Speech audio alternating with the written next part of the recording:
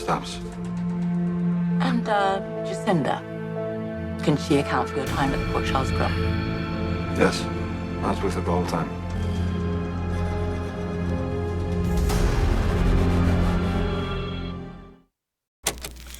What up, y'all? This your boy Ace here, and welcome to Soul Caps, y'all. So this is the first of the two videos that we're doing with Michael today. I'm gonna do another video talking about Marco. I got some concerns with that one. We'll touch upon that a little bit later, but Michael was taken in for questioning to the PCPD to talk directly to Anna, and Dante was in the room as well. Marco was actually representing him as his lawyer, as Diane recommended to Michael for Marco to take the case. She's busy. She was busy with Alexis, so I knew Michael was probably going to get a different lawyer. But the lawyer he's getting is not the best choice for him. And Michael doesn't know this yet. He doesn't know this yet. That's why we're going to talk about it in that video. I'm not going to talk about it here. But anyway, so Michael was recalling his accounts of that night of September the 2nd from last week when Drew got shot. And he was basically saying that, you know, he was trying to rush home because his son had a nightmare or whatever. And I wonder, you know, the one thing about it that's interesting, I wonder how often Wiley has been having these nightmares. He said Wiley's having a tough time right now, and I'm not liking it. And a lot of it has to do with the situation that Drew and Willow put him in. You know, and Michael's having to deal with this right now. But luckily, Michael knows his son and understands how to calm him down and stuff like that, you know. And so that's what he was doing. And so Michael had to account for his whereabouts that night.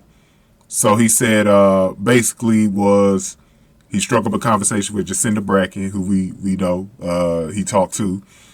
And he said he didn't know her at that time, but he knows her now, right? And that's a true statement. Like, Michael wasn't lying here. He didn't know who Jacinda was when he first talked to her.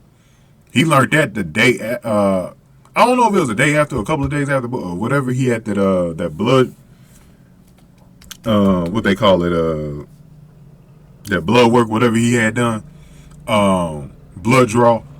But, so he ended up providing the times that he left for the grill, right? And he said he left his phone in the car the entire time, and that's when he missed calls from Wiley and Brook Lynn.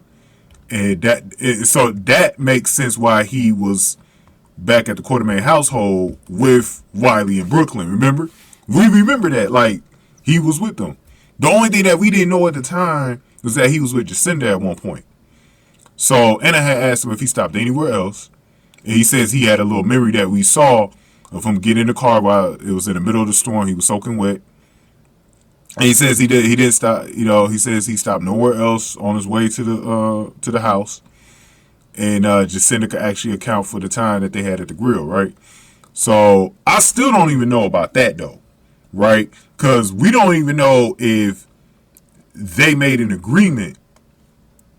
We still don't know if they actually made an agreement that she was going to help out Michael. And this is why I'm a little bit concerned for Michael, because Jacinda might be asking for some money from him. And we'll talk about that in a Marco video a little bit more. But it was crazy though. But Dante notes that Drew said Michael shot him, and you know Michael knew he wasn't surprised that Drew named him as his shooter. But then Anna allowed her to go. So sounds like he's not going to be taken off as a primary suspect or one of the top suspects. I don't think did they question Willow like that yet? I don't think so. And we got to talk about that because her lawyer, Rick, is tied up. So we're going to talk about that in the Liz video. But go ahead and give me your thoughts here. Give this video a like, share, subscribe, y'all. I'll see y'all in that Marco video a little later. Thank y'all for watching. Soul Caps, y'all.